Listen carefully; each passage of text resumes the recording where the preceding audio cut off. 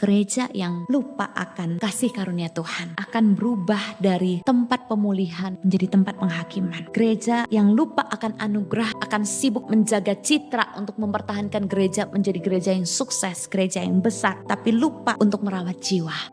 Saudara yang dikasihi Tuhan, saya secara pribadi pernah merasakan bagaimana ditinggalkan oleh gereja dan hamba Tuhan. Tuhan menjangkau saya dengan cara yang bagi saya tidak menyenangkan. Pendeta yang membaptiskan saya, pendeta ini yang adalah kepala sekolah saya waktu itu, mengusir saya dan kakak dan adik saya dari sekolah dengan alasan kami gak punya uang untuk bayar SPP.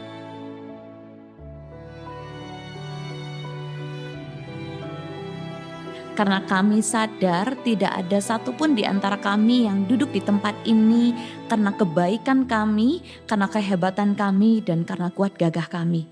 Semua hanya karena kasih karunia Tuhan yang memilih dan menyelamatkan kami. Kristus telah menebus kami, memanggil kami menjadi gereja untuk hidup melakukan pekerjaan baik yang Tuhan sediakan bagi setiap kami. Karena itu Tuhan, biarlah pada saat ini ketika kami akan belajar bersama kebenaran firman-Mu, buka hati kami, lembutkan hati kami. Roh Kudus bekerjalah secara leluasa di dalam diri kami, supaya kami sungguh-sungguh tunduk di bawah otoritas firman Tuhan saja. Dalam nama Tuhan Yesus kami berdoa dan bersyukur. Amin. Shalom, selamat pagi saudara yang dikasihi Tuhan. Kita bersyukur untuk kesempatan yang Tuhan berikan untuk kita duduk bersama dan belajar kebenaran firman Tuhan. Saya mengajak kita membuka Alkitab kita di dalam surat Efesus pasal yang kedua. Surat Paulus kepada jemaat di Efesus pasal yang kedua, kita akan memperhatikan ayat 1 sampai ayat yang ke-10. Efesus pasal 2 ayat 1 sampai 10. Jika sudah mendapatkannya, silakan perhatikan Alkitab masing-masing. Saya akan bacakan bagi setiap kita, demikian firman Tuhan. Kamu dahulu sudah mati karena pelanggaran-pelanggaran dan dosa-dosamu. Kamu hidup di dalamnya karena kamu mengikuti jalan dunia ini.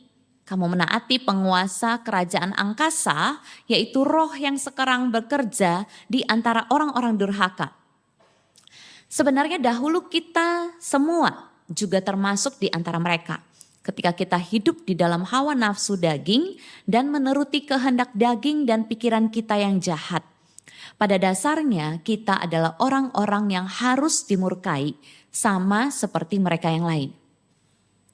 Tetapi Allah yang kaya dengan rahmat oleh karena kasih-Nya yang besar yang dilimpahkannya kepada kita telah menghidupkan kita bersama-sama dengan Kristus sekalipun kita telah mati oleh kesalahan-kesalahan kita.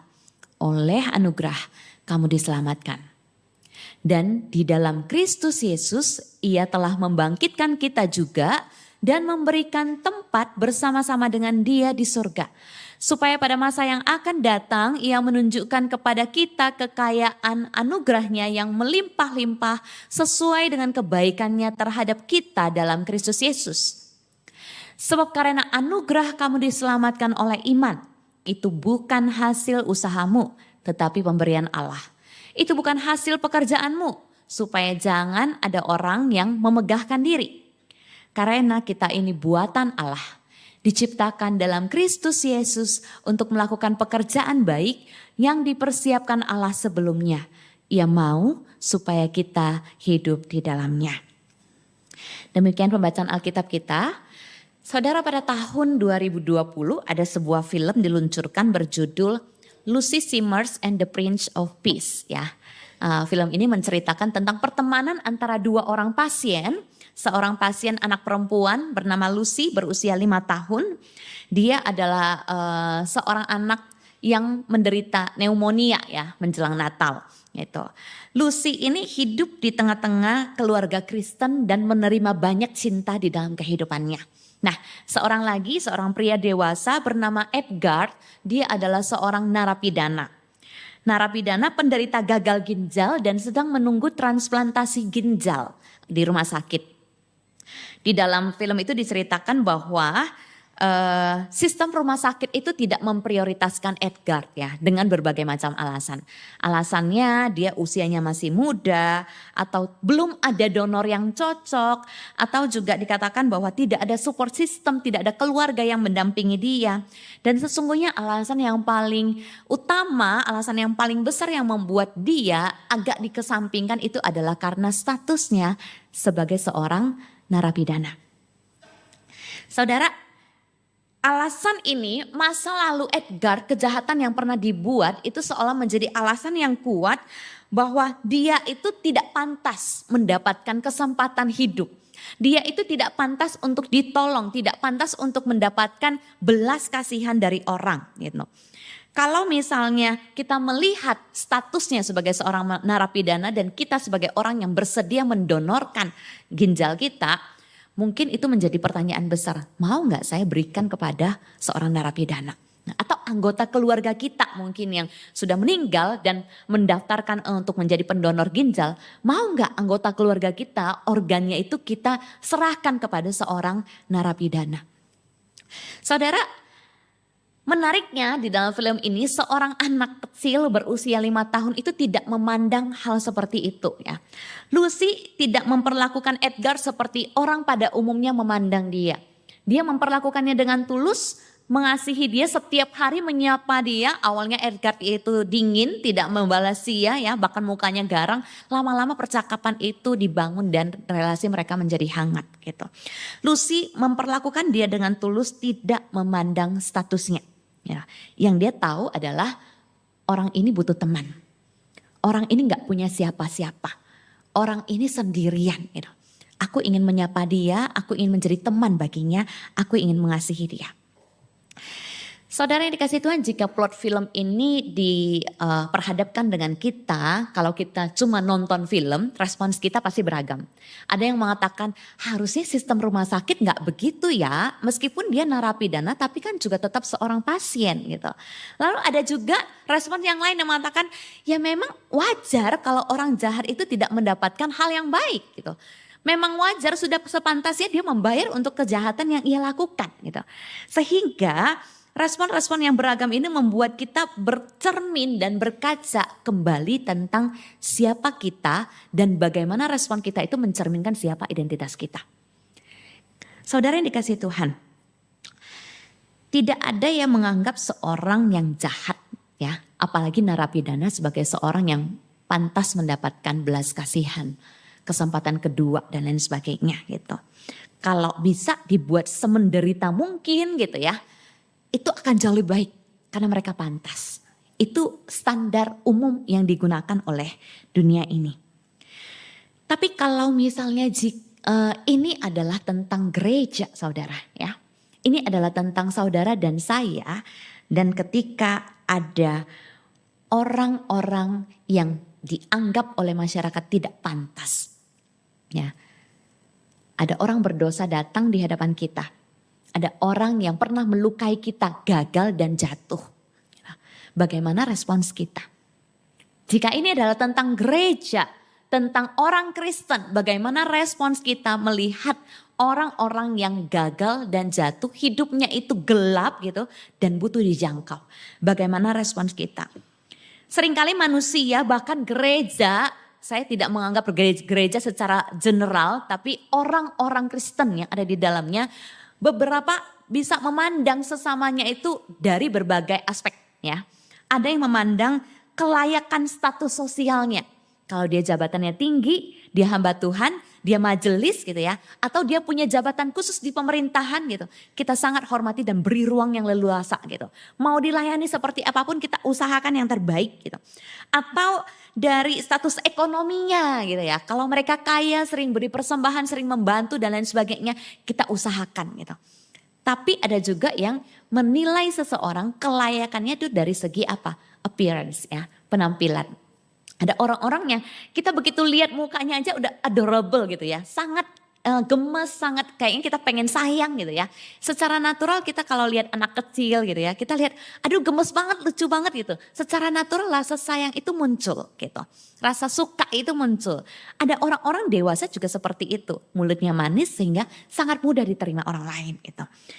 Tapi saudara, kalau misalnya orang yang tidak terlihat di ruangan ini, di gedung ini, setiap minggu datang ke gereja duduknya selalu di pojok misalnya. Bahkan tidak pernah disapa, tidak pernah mengenal siapapun di ruangan ini gitu. Atau orang-orang yang buat kita menyebalkan gitu, ketika mereka melakukan satu kesalahan kecil, mungkin itu akan menjadi satu cerita yang diceritakan sepanjang sejarah gereja kita. Oh si A, si B dulunya begini. Dia itu loh pernah begini loh. Dalam pelayanan dia pernah melakukan kesalahan ini dan lain sebagainya. Saudara yang dikasihi Tuhan, sementara kita lupa. Ya, sementara kita lupa. Kita ada di sini hari ini. Saat pertama kali kita datang ke gereja, kita pun bukan datang karena kita baik. Kita pun bukan datang karena kita lebih rohani. Kita pun tidak datang karena kita pantas. Kita datang karena Tuhan yang terlebih dahulu mendatangi kita dengan anugerahnya, menjangkau kita di tempat dimanapun kita berada yang tak terlihat oleh orang lain, karena hati kita cuma Tuhan yang tahu, you know. Dan Tuhan membawa keselamatan bagi kita dan membawa kita ke tempat ini. Saudara, kita pun ada di sini itu karena belas kasihan Tuhan. Tapi setelah bertahun-tahun kita menikmati anugerah itu, menerima anugerah dan hidup sebagai orang Kristen, kita mulai bicara dengan bahasa yang berbeda. Kita mulai bicara dengan bahasa yang baru. Ketika ada jemaat kita yang sudah lama tidak ke gereja gitu ya, karena dia mungkin imannya goyah, dia pernah kecewa atau pernah melakukan kesalahan, mau datang ke gereja lagi, kita mulai mikir, dia masih bisa dipercaya enggak untuk melayani? Dia sungguh-sungguh enggak? Atau cuma pura-pura buat nutupin dosanya dan lain sebagainya. Kita mulai bicara dengan bahasa baru, seharusnya dia tahu diri. Seharusnya dia bisa menahan diri untuk tidak berselingkuh. Seharusnya dia bisa menahan diri untuk tidak cinta uang, tidak buta karena kekuasaan. Harusnya mereka tidak diberikan kesempatan lagi. Gereja seharusnya memberikan disiplin dengan tegas gitu. Kita sangat tersentuh saat pertama kali anugerah Tuhan datang dan menjangkau kita. Tapi ketika orang lain yang bagi kita dan orang pada umumnya tidak pantas menerima anugerah, kita mulai bereaksi dengan keras seolah-olah kita ada di sini karena memang kita pantas dan kita mencapainya dengan kekuatan kita sendiri. Saudara, Paulus di dalam surat Efesus mengingatkan jemaat di Efesus tentang hal ini ya, dengan sangat serius. Setelah panjang lebar di pasal 1, Paulus membeberkan tentang betapa besarnya, betapa dahsyatnya, betapa hebatnya karya Allah di dalam Kristus yang memilih setiap orang percaya bahkan sebelum dunia dijadikan gitu ya, dan membawa kita menjadi orang-orang kudus, orang-orang kepunyaan Dia. Ya, Paulus mengingatkan, tapi ingat ya, dikatakan bahwa kamu dahulu sudah mati karena pelanggaran-pelanggaran dan dosa-dosamu. Paulus seolah ingin ngomong begini ya, kalau kita ngomong tentang hidup sebagai seorang Kristen, jangan terlalu cepat ngomongin tentang dosa orang dulu. Ya, jangan terlalu cepat ngomongin dosa orang dulu dan menilai kelayakan orang lain tanpa kamu tahu diri ya, tanpa kamu sadar diri gitu. Saudara, surat Efesus ini tidak ditulis oleh Paulus kepada jemaat di Efesus karena mereka punya masalah doktrin yang sangat serius seperti jemaat Galatia. Surat ini tidak ditulis kepada jemaat di Efesus karena mereka punya masalah perpecahan yang sangat serius seperti jemaat di Korintus.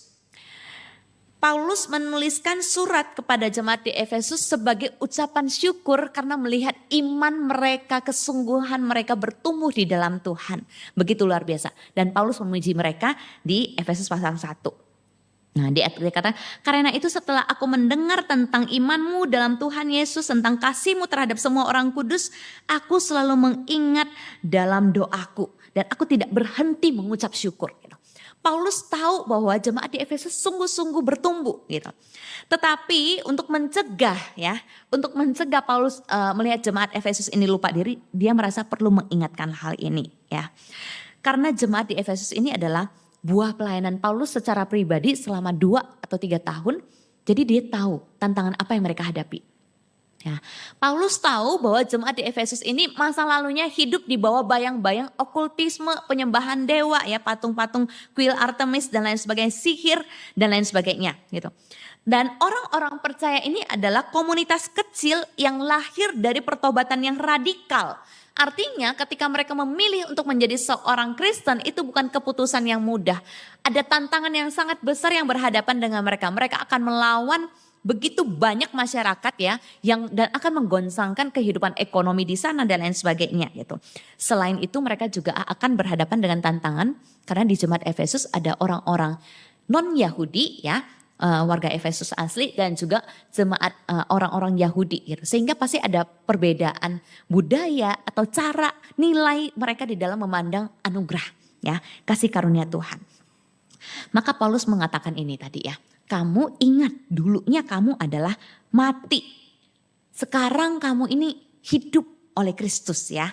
Hidup oleh anugerah. Nah, setelah Paulus meletakkan dasar yang sangat kuat tentang kasih karunia Tuhan. Paulus ingin mengingatkan bahwa jangan sampai keselamatan yang kamu terima ini membuat kamu lupa diri gitu ya. Membuat kamu lupa diri. Dan menariknya Paulus tuh gak cuma nunjuk jemaat Efesus. Kalian tahu diri dong gitu ya. Kalian tuh tahu dulu kalian tuh penyembah patung. Hidup kalian tuh gak benar dan lain sebagainya gitu. Sambil memegang kehormatannya misalnya ya. Sambil memegang masa lalunya yang patut dibanggakan gitu. Yang merasa bahwa aku ini dulu ya, aku nih seorang orang Ibrani asli gitu ya. Orang Yahudi. Aku nih orang Farisi. Aku tahu semua isi hukum Taurat, kitab Taurat gitu. Aku melayani cukup lama gitu. Paulus tidak mengatakan seperti itu ya. Paulus menunjuk jemaat Efesus, mengingatkan mereka sambil dia sendiri juga bercermin. Ya, sambil dia sendiri juga bercermin. Maka di ayat yang ketiga ya, ayat yang ketiga dikatakan sebenarnya dahulu kita juga semua mati, semua di antara mereka gitu. Kalau saya bahasakan begini, Paulus pengen ngomong, sebenarnya bukan cuman kalian sih gitu ya. Bukan cuman kalian gitu. Tapi kita semua, saya, kalian saudara semua, baik Yahudi, baik non-Yahudi, semua tanpa kecuali. Kita semua dulu adalah pendosa yang layak dimurkai, yang layak dihukum dan tidak pantas mendapatkan keselamatan. Dan Paulus membalikkan itu semua dengan mengatakan di ayat yang keempat, tetapi, wah ya, tetapi kita dulu ini gak pantas nih, kita dulu pantas dihukum dan lain sebagainya. Menunjukkan betapa membuka dosa-dosa kita dan dibalikkan dengan satu kata, tetapi. Dan Paulus katakan tetapi Allah yang kaya rahmat oleh kasihnya yang besar yang dilimpahkannya kepada kita. Sekali lagi Paulus mengingatkan kalau bukan karena Allah yang kaya akan rahmat itu, kalau bukan karena Allah yang kaya akan kasih karunia itu gitu, kita harusnya dahulu sudah dihukum. Ya, dan dikatakan dilimpahkan kepada kita. Setiap orang yang menerima anugerah Tuhan yang berlimpah, itu Paulus katakan bahwa kita mendapatkan hidup yang baru. Ya, kita mendapatkan hidup yang baru. Dikatakan Allah yang kaya dengan rahmat itu menghidupkan kita, dikatakan ya. Menghidupkan kita bersama-sama dengan Kristus sekalipun kita sudah mati karena dosa kita. Kematian di dalam dosa tidak dapat menghalangi anugerah Allah untuk menjangkau orang yang ingin diselamatkan oleh Tuhan. Ya, dan dikatakan Allah yang kaya akan rahmat itu memberi tempat bagi kita di sorga. Diselamatkan bukan untuk dibiarkan, tapi diselamatkan untuk kita dibawa pulang, diberi tempat bersama dengan Tuhan di sorga. Dan yang ketiga dikatakan bahwa kita bahkan untuk masa yang akan datang, untuk hari-hari ke depan. Anugerah itu bekerja di masa lalu, hari ini, bahkan sampai masa yang akan datang di kekekalan nanti. Saudara yang dikasihi Tuhan, bagi Paulus secara pribadi ini adalah plot twist yang sangat drastis, sangat besar di dalam kehidupannya secara pribadi. Kenapa? Karena dia tahu betul masa-masa lalunya dia yang sering kali dibanggakan dia dulu ya. Seringkali dibanggakan, dia menganggap dia itu hebat, dia layak, dia pantas gitu. Dan ketika satu titik dia bertemu muka dengan Kristus, Kristus membuka dan menelanjangi dosanya secara terang-terangan.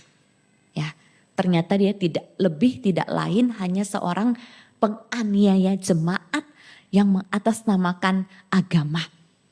Tidak lebih, tidak lain hanya seorang yang sombong dengan status rohaninya tapi hatinya kosong dan mencari validasi. Tuhan menelanjangi semuanya di hadapan Paulus dan ketika dia menyadari itu, dia tahu betapa berdosanya dia. Saudara yang dikasihi Tuhan, banyak orang ketika dosanya dibuka, ya responsnya adalah soalnya ini duluan. Saya melakukan ini karena ini. Membela diri dengan berbagai macam alasan. Ya. Tetap berusaha untuk mencari celah untuk membenarkan diri dan menganggap bahwa seharusnya saya tetap pantas mendapatkan keselamatan. Tapi Paulus tidak demikian. Paulus menyadari betul betapa berdosa dan tidak layaknya dia. Sampai dikatakan bahwa di dalam beberapa bagian suratnya dia menyatakan dia sebagai orang yang paling hina, yang paling berdosa. Coba kita lihat ya. Sudut pandang Paulus tentang dirinya saat dia telah menerima anugerah Tuhan. Di dalam 1 Korintus pasal yang ke-15 dia mengatakan begini.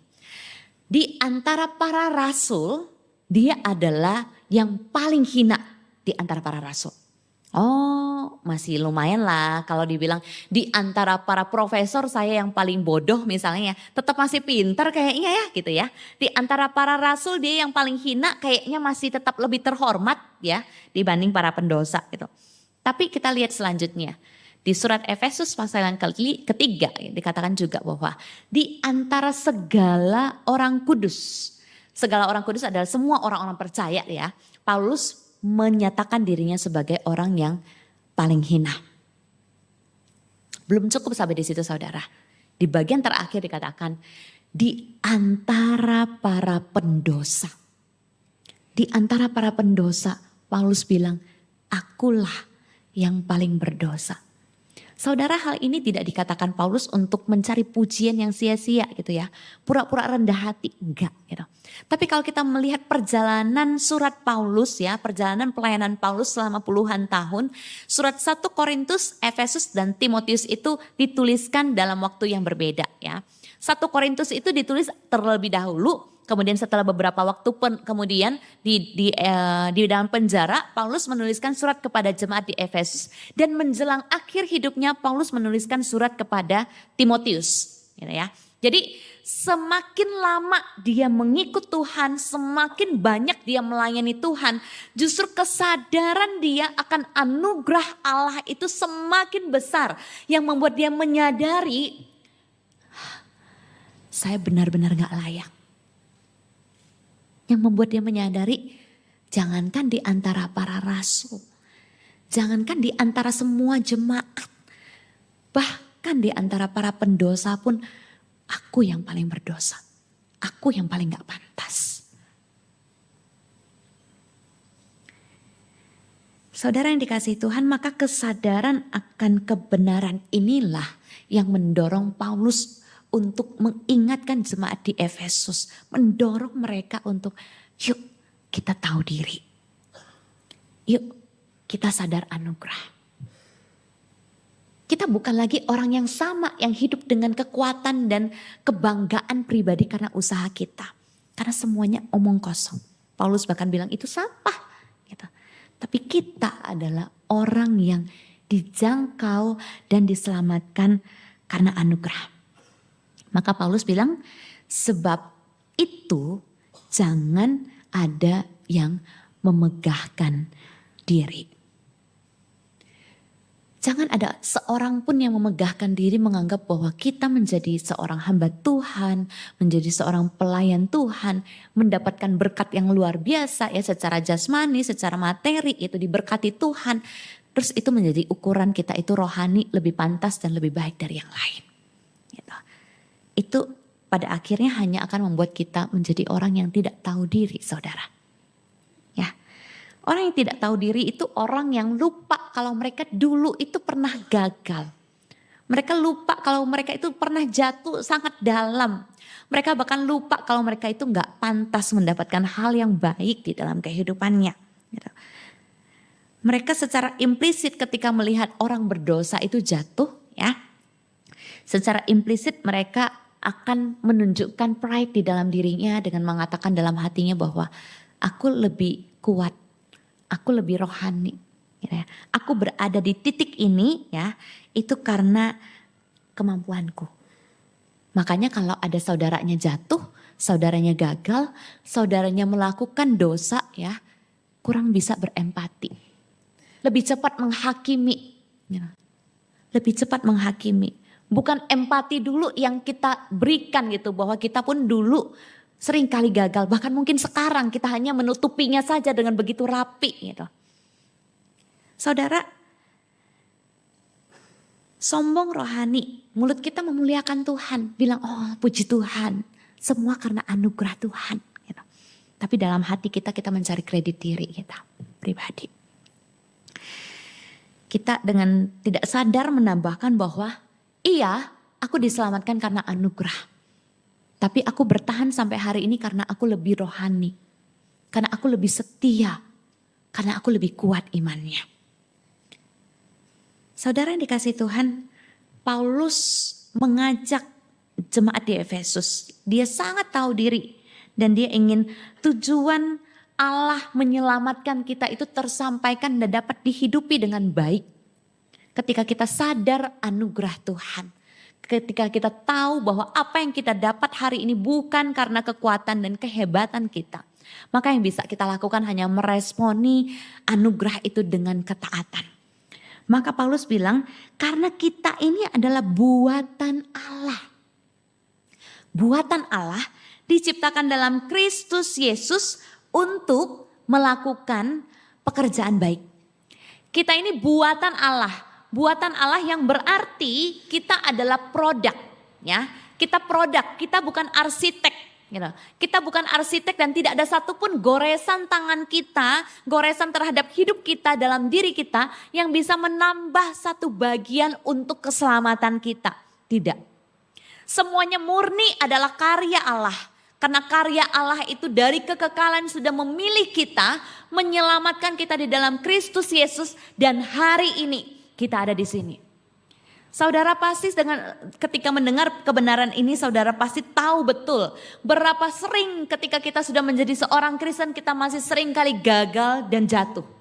Berapa sering ketika kita sudah menjadi orang Kristen menjadi seorang pelayan hati kita masih terus menghakimi orang dengan mudah. Hati kita masih terus menyimpan kepahitan dan kebencian kepada orang lain. Kita yang paling tahu. Saudara yang dikasihi Tuhan, kebenaran tentang kasih tanpa syarat ini adalah inti dari Injil. Ketika kita sadar betapa berdosanya kita dan anugerah itu diberikan kepada kita. Ya, kita akan bisa melihat kelemahan dan dosa kita dengan sangat jelas. Dan hanya orang yang sadar akan anugerah yang bisa melihat itu. Ya, hanya orang yang sadar akan anugerah yang bisa melihat dosanya dengan sangat jelas. Orang yang gak tahu diri, gak sadar anugerah, hanya melihat dosanya sebagai konsekuensi atau gara-gara orang lain gitu ya. Salah orang lain yang membuat saya berdosa.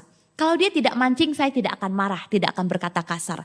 Kalau dia mengerjakan pekerjaan rumahnya dengan baik, saya gak akan mukul, saya gak akan KDRT gitu. Selalu ada alasan untuk membenarkan diri di balik dosanya. Tapi orang yang sadar anugerah saudara, orang yang gak akan punya excuse untuk kegagalan diri. Karena dia tahu dosaku adalah pilihanku sendiri dan aku tahu konsekuensi yang seharusnya aku tanggung. Saudara yang dikasihi Tuhan, dengan demikian maka sebagai orang yang menerima anugerah itu harusnya kita sangat rendah hati bukan? Seharusnya kita dengan sangat rendah hati dan tidak menganggap diri kita lebih baik dan lebih layak dari orang Kristen yang lain. Maka seharusnya ketika orang jatuh, saudara kita jatuh dan berdosa, kita tidak dengan mudah menghakimi dan berkata, Tuhan seharusnya tidak mengampuni dia. Tuhan seharusnya tidak memberikan dia kesempatan untuk bertobat. Gereja seharusnya memberikan disiplin yang sangat tegas. Gereja seharusnya membuang orang ini dari komunitas, orang ini merusak komunitas. Seharusnya kita tidak dengan mudah melontarkan kata-kata ini atau menuangkannya di dalam hati dan pikiran kita. Saudara, apa yang terjadi kalau misalnya kita itu lupa bahwa kita ada karena anugerah Tuhan? Seandainya kita lupa bahwa kita hidup karena anugerah, seandainya gereja lupa bahwa mereka ini ada karena anugerah, apa yang terjadi? Saya mengajak kita untuk flashback ke belakang. Dari titik kita hari ini, kalau kita melihat ke belakang tentang sejarah gereja, kita akan sadar bahwa gereja hari ini itu sungguh-sungguh masih bisa berdiri tegak, umat Allah masih bisa beribadah dengan leluasa, itu semata hanya karena anugerah Tuhan. Berapa banyak kebobrokan, kejatuhan, sisi gelap gereja yang membuat kita melihat itulah natur dosa manusia yang serakah, yang menganggap dirinya lah yang mencapai segala sesuatu. Saudara, kalau anugerah Tuhan itu hanya berhenti sampai aku diampuni, maka kita hanya akan menjadi orang yang jalan masing-masing dalam hidup kita tanpa peduli dengan orang lain. Tapi justru anugerah Allah menyelamatkan kita, memilih kita dan mempersatukan kita. Supaya pekerjaan Allah itu dapat tercermin ke seluruh dunia, terutama melalui gerejanya. Dan dari situlah gereja itu diuji, saudara. Sejarah membuktikan ya, justru di titik inilah gereja itu paling gagal, paling sering gagal. Ya. Gereja yang lahir dari jemaat mula-mula. Kita baca Kisah Rasul ya. Jemaat mula-mula lahir bertumbuh di dalam penganiayaan. Mereka bersatu hati.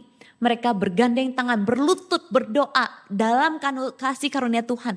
Dengan kekuatan Roh Kudus mereka bertahan ya, selama berabad-abad di dalam aniaya dan penderitaan. Lalu sampai pada abad yang keempat, agama Kristen mulai dilegalkan ya. Orang Kristen bersuka cita. Mereka sudah bisa beribadah dengan leluasa. Pelayanan bisa dikerjakan dengan lebih bebas. Gitu. Gereja dapat mengelola pelayanannya dengan satu otoritas dan kesempatan yang lebih besar. Gitu. Tapi ketika gereja yang dulunya dianiaya, kemudian sekarang punya kuasa, ya, punya kehormatan, mulai ikut campur ya dalam kuasa dan politik. Gereja mulai membela diri dengan iman, ya, membela iman dengan pedang, ya. Gereja pada saat itu pada abad pertengahan paus bisa mengangkat dan menjatuhkan raja, gitu. Gereja mulai jadi institusi politik, ya. Perang salib, perang salib pecah, gitu. Dengan slogan demi Tuhan, atas nama Tuhan, gereja menganiaya banyak orang, ya, membunuh umat agama lain, membunuh orang-orang Yahudi itu, penjarahan, kekerasan, pemaksaan iman, itu adalah salah satu noda tergelap sepanjang sejarah gereja yang menjadi bukti kalau gereja mulai mengandalkan kekuatan sendiri dan tidak memandang lagi kasih karunia Allah. Dan kondisi yang berlangsung selama berabad-abad ini membuat gereja terus dipakai sebagai alat untuk mendapatkan kekuasaan, relasi yang terbangun, relasi transaksional. Dan gereja sampai hari ini terus menerus kita lihat ya, ada saja masalahnya. Gitu. Mulai dari perdebatan doktrin mana yang paling benar. Reformasi menghasilkan perpecahan gereja dalam jangka panjang gitu. Gereja mana yang lebih hebat dan lain sebagainya. Saudara yang dikasihi Tuhan, gereja yang lupa akan kasih karunia Tuhan, gereja yang lupa akan anugerah Tuhan, akan berubah dari tempat pemulihan menjadi tempat penilaian, menjadi tempat penghakiman. Gereja yang lupa akan anugerah akan sibuk menjaga citra untuk mempertahankan gereja menjadi gereja yang sukses, gereja yang besar gitu. Tapi lupa untuk merawat jiwa. Sebaliknya gereja yang hidup dan sadar anugerah akan selalu punya ruang bagi orang yang masih terluka, bergumul dan berdarah. Saudara yang dikasihi Tuhan, pertanyaan bagi kita sekarang bukan hanya tentang gereja di masa lalu. Pertanyaan bagi kita sekarang adalah tentang gereja hari ini, tentang kita, tentang saudara dan saya sebagai orang Kristen yang ada di dalam komunitas gereja. Dan pertanyaannya adalah bukan hanya apakah gerejamu ini benar secara doktrin. Apakah kamu memahami doktrin Alkitab dan menghafalnya dengan baik? Apakah kamu tahu isi Alkitab? Tapi pertanyaannya adalah, apakah di tengah gereja orang yang gagal dan terluka itu masih punya tempat di gereja ini?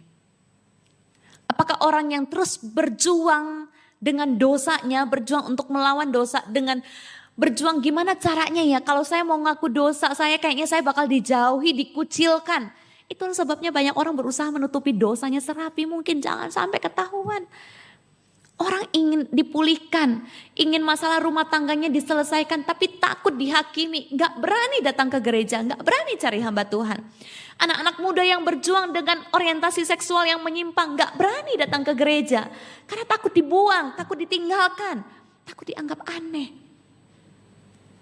Jemaat yang terus berjuang dengan masalah ekonomi sampai pinjaman online dan lain sebagainya, terlilit hutang harus lari kemana-kemana. Gak berani datang ke gereja. Saudara yang dikasihi Tuhan, apakah mereka punya tempat di gereja kita? Apakah mereka punya tempat di ruang hati kita untuk kita juga lebih beranugerah kepada mereka seperti Tuhan beranugerah kepada kita?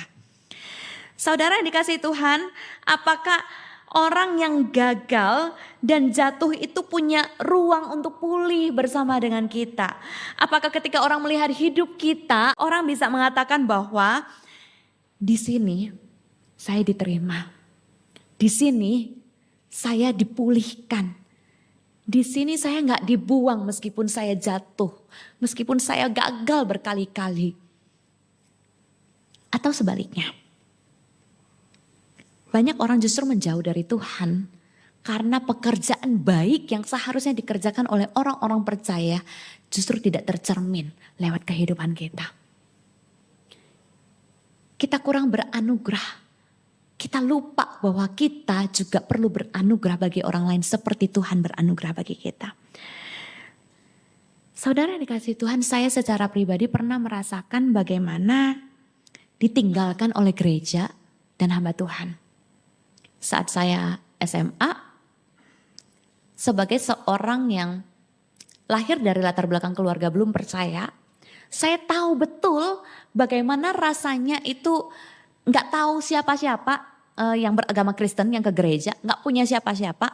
Tapi Tuhan menjangkau saya dengan cara yang bagi saya tidak menyenangkan. Ya, saya disekolahkan di sekolah Kristen hanya alasannya sederhana oleh mama saya yang belum percaya juga saat itu. Uang sekolahnya lebih murah. Kami sangat miskin saat itu. Gitu. Uang sekolahnya lebih murah. Saya marah, saya kecewa karena saya gak punya teman. Tapi saudara tahu di situ Tuhan menangkap saya, Tuhan menjangkau saya, Tuhan memulihkan hati saya dan memulihkan hidup saya. Saya bahkan terpanggil menjadi hamba Tuhan di sekolah itu. Tapi lucunya adalah sekolah itu pendeta yang membaptiskan saya ingin menjadi seorang hamba Tuhan lewat pendeta ini yang adalah kepala sekolah saya waktu itu, mengusir saya dan kakak dan adik saya dari sekolah. Dengan alasan kami gak punya uang untuk bayar SPP. Saya tahu rasanya ditinggalkan dan dibuang oleh seorang sosok yang seharusnya menjadi teladan dan merangkul saya di dalam kesusahan saya, di dalam kesendirian saya, di dalam kegagalan saya. Tetapi saya juga pernah merasakan bagaimana diterima, diperlakukan, dikasihi dengan tulus oleh gereja dan hamba Tuhan. Saat saya merasa sendiri, gak punya siapa-siapa untuk bergantung. Gereja, hamba Tuhan yang tulus mengulurkan tangan mereka untuk merangkul saya, menjangkau saya. Sehingga ketika saya dipanggil menjadi seorang hamba Tuhan, saya sadar betul saya punya pilihan. Saya mau jadi hamba Tuhan seperti apa. Karena kasih karunia Tuhan yang begitu besar yang sudah saya terima, Gak ada alasan bagi saya untuk menjadi seorang hamba Tuhan yang menganggap saya datang, saya ada di sini karena saya lebih pintar, karena saya lebih hebat. Banyak teman-teman saya suka ngomong, kalau sama Vivian mah pintar, pasti lulus, pasti lolos dan lain sebagainya. Saudara, saya ngomong di dalam hati saya, Tuhan, cuman Tuhan dan saya yang tahu betapa gelapnya masa lalu saya dulu, betapa jauhnya saya dari Tuhan dulu, dan cuma Tuhan dan saya yang tahu betapa saya tidak pantas sebenarnya untuk anugerah ini. Saudara yang dikasihi Tuhan, itulah sebabnya ketika ada orang-orang yang bertemu dengan saya bersyukur Tuhan pertemukan saya dengan orang-orang yang menceritakan kepada saya bahwa mereka kecewa dengan gereja, mereka dijauhi oleh beberapa orang dan lain sebagainya. Sampai hari ini saya tetap bersama dengan mereka, Bukan karena saya lebih baik dari saudara-saudara sekalian, Karena saya bercermin. Saya dulu juga ada di situ. Saya bahkan jauh lebih buruk. Dan saya ada di sini ya memang karena anugerah. That's all. Gak ada andil Vivian. Gak ada. Masih teringat dengan sangat jelas bagaimana anugerah Tuhan itu memulihkan dan menjangkau saya, saudara. Saudara, dalam film yang saya ceritakan tadi di awal, Lucy itu tidak menolong dan mengasihi Edgar karena dia tahu teologi yang lebih benar, karena dia menguasai doktrin dan pintar Alkitab. Enggak. Tapi karena Lucy belum lupa arti dan rasanya dikasihi dan dicintai tanpa syarat. Lucy gak bertanya dia pantas gak nerima. Tapi yang Lucy tahu adalah orang ini rapuh, orang ini butuh pertolongan, orang ini butuh teman dan aku ada di hadapan mereka. Aku ada di hadapannya. Itu yang membuat Lucy menjangkau Edgar dan memulihkan hatinya. Saudara, disitulah mungkin Injil paling jujur berkata, ketika anugerah Allah itu mampu menjangkau jauh lebih besar daripada setiap penghalang dan tembok yang lain. Jika saat ini ada di antara kita yang terus berjuang, bergumul di dalam hidup kita yang gelap dan dosa kita berkata dalam diri kita, aku udah gak pantas. Aku gak punya kesempatan lagi. Tuhan dalam anugerahnya berkuasa di masa lalu, hari ini, dan sampai selamanya. Kuasa itu gak berubah, saudara. Dia bisa menjangkau saudara di sisi tergelap manapun. Dan engkau akan punya kesempatan untuk hidup baru. Dan bisa hidup melakukan pekerjaan baik yang Tuhan sediakan. Saudara yang dikasihi Tuhan, surat Efesus pasal 2 ini mengingatkan kita semua bahwa kita semua pernah menjadi Edgar. Ya, kita semua pernah menjadi Edgar. Kita gak punya apa-apa untuk kita tawarkan kepada Tuhan selain kehancuran dan dosa-dosa kita. Tapi Tuhan dengan anugerahnya membuka tangannya, merangkul kita dan memeluk kita dengan mengatakan, aku mengasihimu. Aku menebusmu. Firman Tuhan mengatakan bahkan waktu kita masih seteru Allah, waktu kita masih berdosa, Tuhan mati buat kita. Saudara yang dikasihi Tuhan, gereja yang lupa anugerah itu akan berubah dari rumah sakit menjadi tempat sidang. Tetapi gereja yang ingat anugerah Allah itu akan selalu punya kursi untuk mereka yang jatuh dan tertatih. Gereja yang ingat anugerah akan selalu punya ruang dan hati untuk mereka yang lambat berubah. Dan punya kasih dan kesabaran bagi mereka yang masih terluka dan berdarah. Karena kita sadar diri, kita ada bukan karena kehebatan kita. Kita ada karena anugerah Tuhan yang menjangkau kita. Dan itu tidak dimulai dari mimbar, saudara. Tidak dimulai dari program yang berkepanjangan, saudara. Tapi itu dimulai dari hati setiap orang percaya yang sadar diri sadar anugerah dan memberikan anugerah itu kepada sesamanya. Kiranya Tuhan memampukan kita untuk melakukan pekerjaan baik ini bersama-sama sebagai gereja Tuhan. Mari kita berdoa.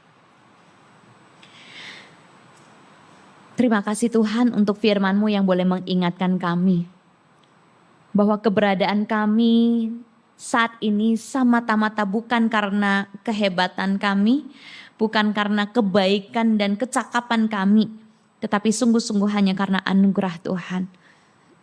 Bukankah kami dulu juga berulang kali gagal dan jatuh? Bukankah kami dulu juga tidak pantas untuk menerima kebaikan dan kasih karunia-Mu yang melimpah Tuhan? Karena itu Tuhan, ketika firman Tuhan ini dibukakan bagi setiap kami, biarlah sekali lagi kami merendahkan hati kami di hadapan Tuhan. Mengakui setiap kegagalan dan kesombongan kami yang selama ini mungkin sudah lupa. Dan berpikir bahwa kami ada karena kami lebih kuat, kami lebih setia, kami lebih baik. Padahal tidak. Semata hanya karena kesetiaan dan anugerah-Mu Tuhan. Karena itu biarlah Tuhan dengan ingatan dan kesadaran ini, ajar kami Tuhan untuk sungguh-sungguh menghidupi pekerjaan baik yang Tuhan sediakan. Membuka dan menawarkan anugerah bagi saudara-saudara kami, merangkul mereka yang jauh dan ditinggalkan, supaya kami boleh kembali melihat karya Tuhan bekerja di dalam kehidupan saudara-saudara kami, dan nama Tuhan dimuliakan. Mampukan setiap kami Tuhan, dalam nama Tuhan Yesus kami berdoa dan bersyukur. Amin.